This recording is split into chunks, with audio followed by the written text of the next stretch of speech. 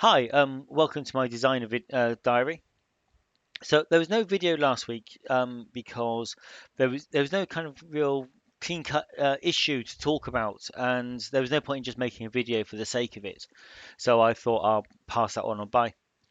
Um, so the thing I've been thinking about this week is about licensing, and it's probably the biggest spanner in the works for me this entire month.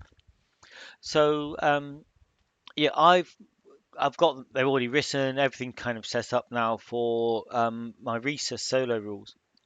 But before I could kind of get permission to write them, it I had to email Dave Lecomte, and it probably took him 2, 3 weeks to get back to me whether I can even start work on it.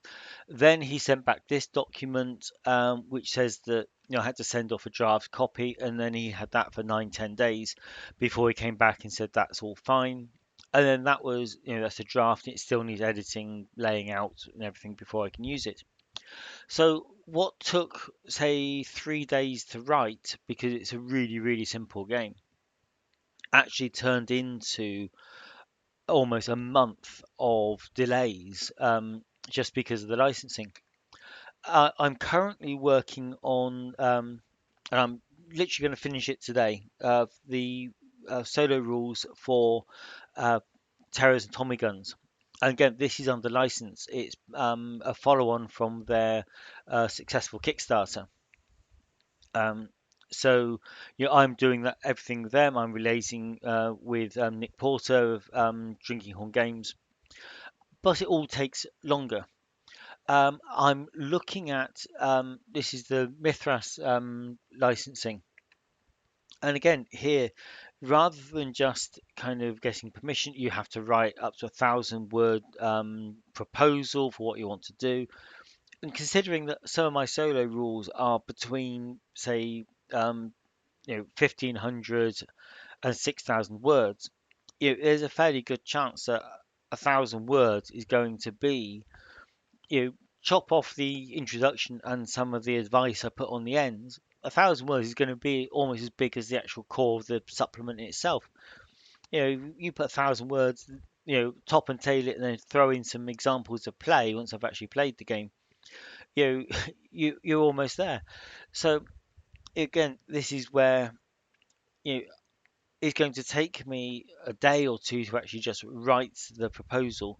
Then it goes off into a black hole. I have to wait for them to come back. Um, you, all of a sudden, this month, I seem to be hitting delays based on licensing. And there's no easy way around it apart from avoiding games which have any kind of closed licensing and just sticking to very open systems. The next one I'm doing is I think it's the Caltrop system, the D4 game. It has um, a game jam on Itch, and there's two titles on there. There's I think it's called Create 8, and there's Caltrop, which I will be looking at. Um, and those again, there's an SRD. It's really easy. It's just here's what you can use, take it and play with it. And that's absolutely great. If a game's like that, I will use it and I will play the game and I will write rules for it if I like it. When you get to things like licensing, the nice thing is the more hurdles you have to jump through, the less likely there is to be competition, which then kind of gives you, a bit, is less cannibalizing the solo market. Um, and the more, if there's less people, uh, well, yeah, the more stringent the license, generally the higher the quality of the supplements, which again generally leads to a better game, better quality of content. So yeah, I'm always chasing down these licenses. I always like doing solo rule supplements for Kickstarters. Um, I've got another one of those coming up in kind of December, and then another one in February, I think it is. Um, so yeah, that's they're really cool, but it is a headache if you're thinking of doing something. My kind of model of they call the long tail. Raging Swan have got a really, really good article on it. Um, Several of the, well, many of the publishers that I interact with all do it, where you produce small supplements on a regular basis and you just keep churning them out. And then if you can create anthologies of them, bundles of them, anything, so you have many, many, many small projects, and then you sweep them up into bundles and anthologies to create bigger products. Um, so all of these things, they give you quite a big footprint on drive through. It's rare that a sale goes through on the website which doesn't sweep up something of mine, because I've hit so many individual systems, so many individual genres, um, that I think in the Halloween sale this week, I've got 80 titles. Um, it's just because I've done enough horror games, I've done enough Cthulhu stuff, and so on. That's the long tail. That's the benefit of the long tail, that you always seem to get picked up in sales. There's a very good chance of you being features. Um, you If you've got enough product in your a long tail, the chance of you having exactly the right product for somebody is much higher.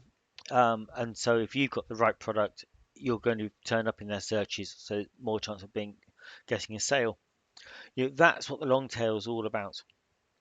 You And I love doing it, and it's you know, again, it's all about fast turnover and you a huge back catalogue of titles. But when you hit licensing issues like this, that's when it starts to it can slow you down, and something that should take 3 4 days for something as simple as rules light as Rhesus takes a month. And that created a whole week for me where I was expecting to get the book, the approval through every day. I was expecting it. It was only a couple of thousand words. It wouldn't have taken long to read.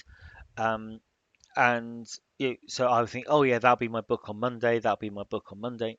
And it never happened, and it didn't happen that week. It didn't happen the following week. It, eventually it came back. It tripped over 3 weeks, and I got the approval late on the Monday, so it was too late for that week. So it then became another week after that. It, it's unavoidable, um, and it does upset the flow if you're doing this kind of long tail. You're building your business through the long tail, but then that's it. You can't win them all. So yeah, that's the big thing. That's the big headache I've got this month. Really, it's dealing with other people's licenses. But yeah, it's some part of the business.